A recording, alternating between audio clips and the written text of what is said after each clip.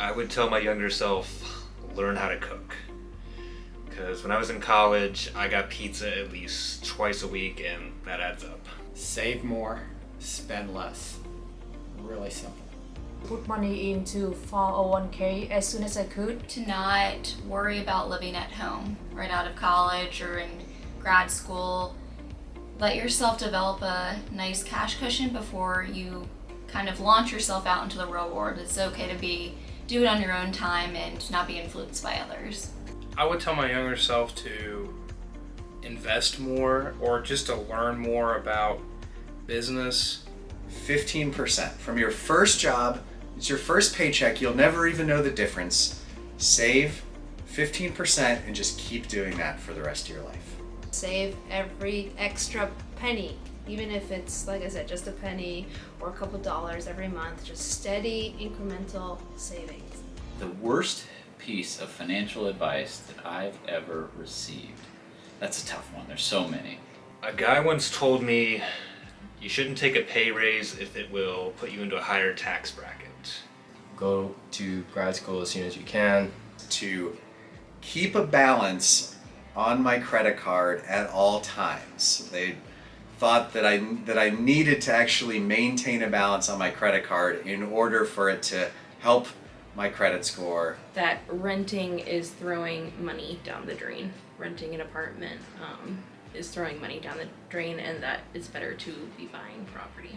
So just cut out that thing that you buy regularly and put that money in your 401k. Like cut out getting coffee at Starbucks or Dunkin' Donuts every day. You could be saving that money and it would give you an extra $200,000 in retirement. People almost jokingly say, oh, just put it on your credit card. And definitely don't do that. A friend once told me that you should always spend your entire paycheck before you get a new one. That way you know exactly how much you have to use during that pay, between those pay periods. So the best piece of financial advice I've ever received is pay yourself first. And what I mean by that is at the beginning of the month or whenever you get paid, if you take the time to do the savings at the beginning of the month, it's a whole lot easier than creating a budget and trying to save money at the end of the month or into the pay period. I think the best piece of financial advice I've ever received is from my father-in-law, actually, who said to always make sure to talk about finances with your significant other. Having 3 to 6 months of emergency savings in the bank at all times, that's the best advice I ever got. Actually, you save up and buy a house, which I did 6 years ago and turned out to be the best investment decision I have ever made. Just having a great team around you is the best financial advice I give. And it doesn't directly answer it, but I'm going to tell you that's the way I look at it. I would say, I'll give Alp all the credit for this one, but to act like a business and cut any unnecessary expenses. You know, making sure that everything's budgeted, everything is being accounted for, and that way there are no surprises and no shocks whenever a certain amount of money is being pulled out of my account.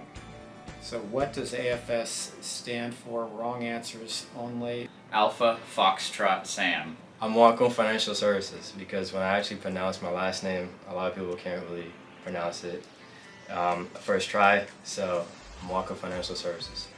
Always festive specialists. Always feeling snappy. Always fajita snacking.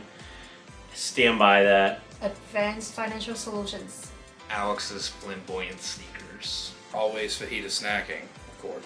Always fantastic and sophisticated. Always financially savvy.